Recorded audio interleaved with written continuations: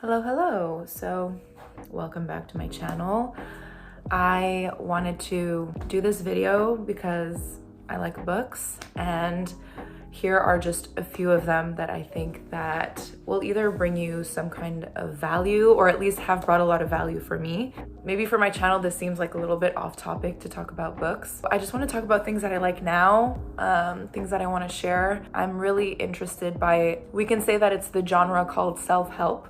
I like to think of it more as like human psychology and understanding ourselves better and understanding human interactions. Okay, so I'm gonna start off with my first book.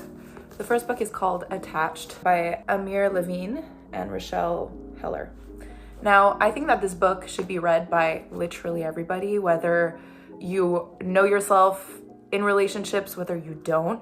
I think it is so insightful in terms of human interactions when it comes to different dynamics between two people in a relationship. I think this book is mostly geared towards romantic relationships rather than friendships or things like that. I'm sure that if you're someone that's dating right now and you're on Hinge, on Tinder, and on all these apps and just want to meet people, etc., and you've met a ton of new guys or a ton of new girls, or it could be a little bit disheartening as an experience sometimes because you meet so many people, you get rejected, you get accepted, just kind of moves you around a lot because you're always putting yourself in kind of a vulnerable position every time that you attempt to meet someone new and you attempt this whatever relationship with someone, right? That being said, I think that what's really interesting about this book is that it kind of takes away that sentiment that you can get of internalizing your rejection.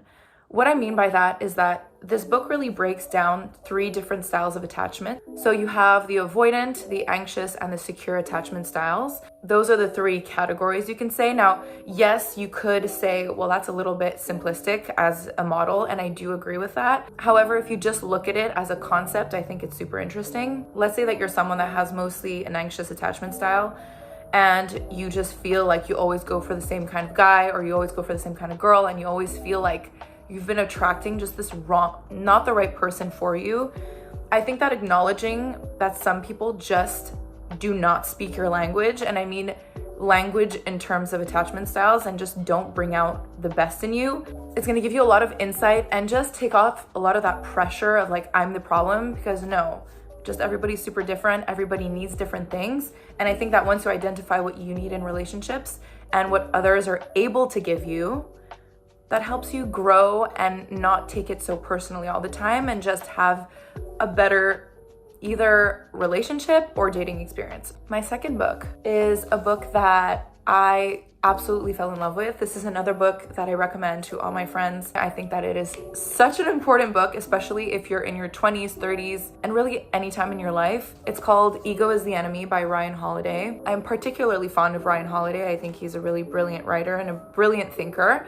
Ryan Holiday is, as I said, a contemporary philosopher is how I would define him, that bases himself and his work on a certain philosophy that's called Stoicism.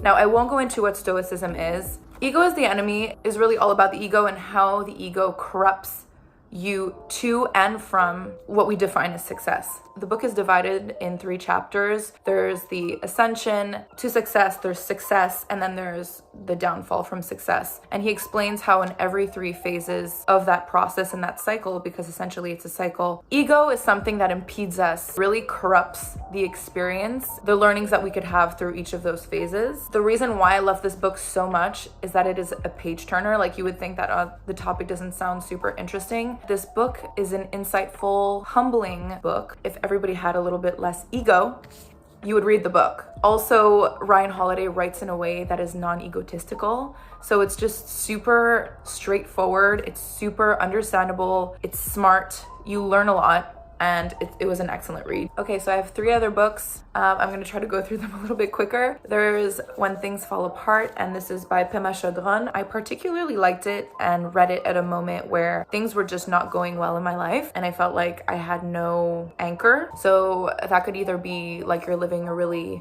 big change in terms of like you going to university, you're changing jobs, you're out of a long relationship, whatever that may look like, you're having a personal identity crisis. I don't know much about Buddhism, but I do feel like it does resemble Buddhism a little bit. And it does resemble Stoicism in a certain way as well, because it's basically saying to embrace the fall and difficult times, and also to not be hopeful. And that sounds super depressing maybe, and maybe that's not the kind of read that you want to read when it's already not going so great. But I think that if you look at whatever that situation is face value, and you don't make it anything bigger or anything smaller than what it actually is, to not be hopeful sounds dark, but it's actually a very reassuring concept in my head, because hope is something that, as it says, like you hope for, like you expect something, whereas if you don't hope, you can't expect anything, thus you cannot be disappointed. Either way, it's been quite a while that I read this book, but I do remember it as being really reassuring in the way that it's extremely grounding and very real.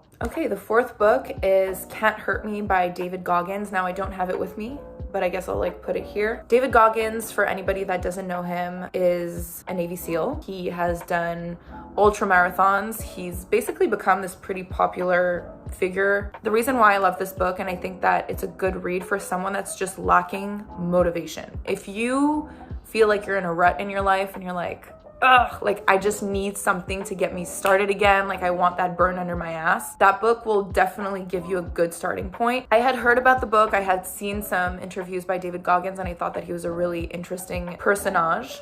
Okay, he's a very interesting character. He's someone that's obviously very intense. I think that there's certain things that he teaches through his book, through his philosophy of callousing your mind. Now, for those that don't know what that means, to basically have a greater mental resilience and mental toughness. And that's something that I think that anybody could use to really just challenge yourself and put yourself in uncomfortable situations, whether that's mentally, physically, psychologically, in order to have a greater threshold to pain. There's also some reflective exercises in the book, which is interesting. I'm sure that you've heard about the book before, or at least about David Goggins. He actually came out with a second book that I have not read yet, but I will.